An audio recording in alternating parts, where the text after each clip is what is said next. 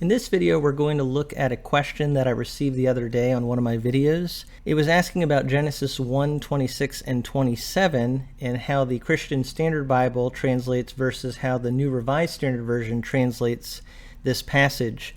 It says CSB man versus NRSVUE humans. Is human gender neutral or gender accurate in creation context?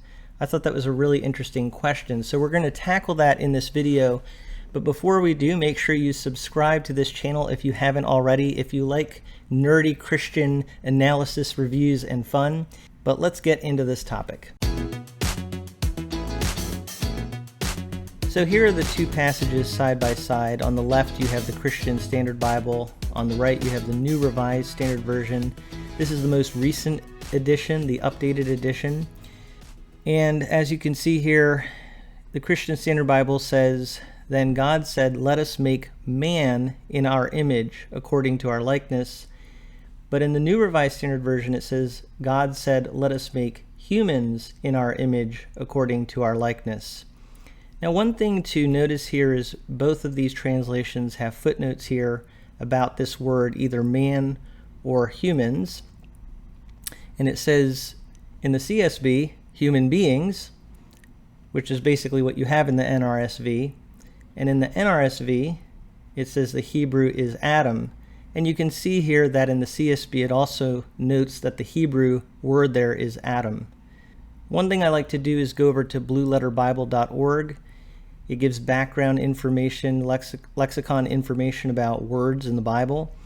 And if you look up the word Adam here from this passage, it does give an outline of biblical usage, and it says that Adam can mean man or mankind, man or human being. And that's what you're really seeing reflected here in these translations with their footnotes. Now the question is the NRSV doing something here that is gender neutral, or is it being gender accurate? And if it's just being gender accurate, why doesn't the CSB do that? Because the CSB is, their stated goal is to try to be gender accurate. I think that's one of the things that they've really tried to do. So it's a really good question. And I think the basic answer that I have for this in looking at this is that actually the NRSV in this case is just being gender accurate. If you look at the whole context here, it says, let us make humans in our image. God says, let us make humans in our image according to our likeness. Let them have dominion over the fish of the sea, and over the birds of the air, and over the cattle, and over all the wild animals of the earth, and over every creeping thing that creeps upon the earth. So God is going to make man or mankind in his image, and he's going to let them have dominion over everything in the earth. Verse 27, so God created humans in his image. In the image of God he created them, male and female he created them. So another thing you see here is that he's creating male and female. And I think a big theological question is he creating both in his image? And of course, I think most people understand, of course, God is creating male and female in his image.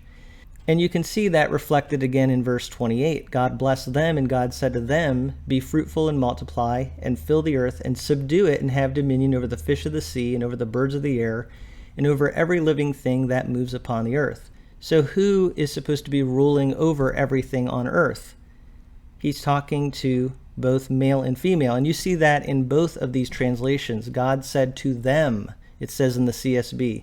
God said to them in the NRSV. So both male and female are ruling over creation because God has created both of them in his image to do this. So contextually, it's very clear that this passage where God is talking about making man in his image is referring to both male and female being made in his image. So the question is, why does the CSB limit it to man here? And I think the basic answer is, in this case, they decided to be more literal. And maybe there was just a hesitancy to change that for some reason, maybe some theological reservation there. But it doesn't take away from what this passage overall is saying, that man and woman is created in the image of God. That being said, if I had to judge this passage based on what I'm seeing, I don't think the NRSV is being gender neutral in the sense of trying to say something the text doesn't actually say. I do think that what this basically means is that God is making humans in his image. And again, you can see that based on what we read from the outline of biblical usage at blueletterbible.org, that man can mean mankind or human being. So that's my basic answer to the question. One thing that you see here is both of these translations have very helpful footnotes. I do think you see that the CSB, while in general it's trying to be more gender accurate, there are cases where they're probably a little bit more hesitant and trying to be very careful about when they use gender accurate language. The NRSV is going to be much more prone to use gender accurate or even gender neutral language. The NRSV, though, in this case, you have to give it credit, does have some good footnotes there. In other places, though, the NRSV will make some changes and not have a footnote about it. But I think it's pretty understood up front that both of these translations are going to make some changes when it comes to gender language. But clearly the CSB is more conservative in their approach than the NRSV. So I'm curious to know what you think about all of this. Do you think the CSB got it right? If you think so, let me know in the comments why you think that is the case. Or do you think the NRSV does it better? Let me know if you take that position. But anyway, that's my answer to this question. I do think that the NRSV in this case is being gender accurate, and that the CSB here actually isn't being gender accurate in a technical sense. But then again, you can understand man, God creating man in the whole context to mean male and female being created in his image.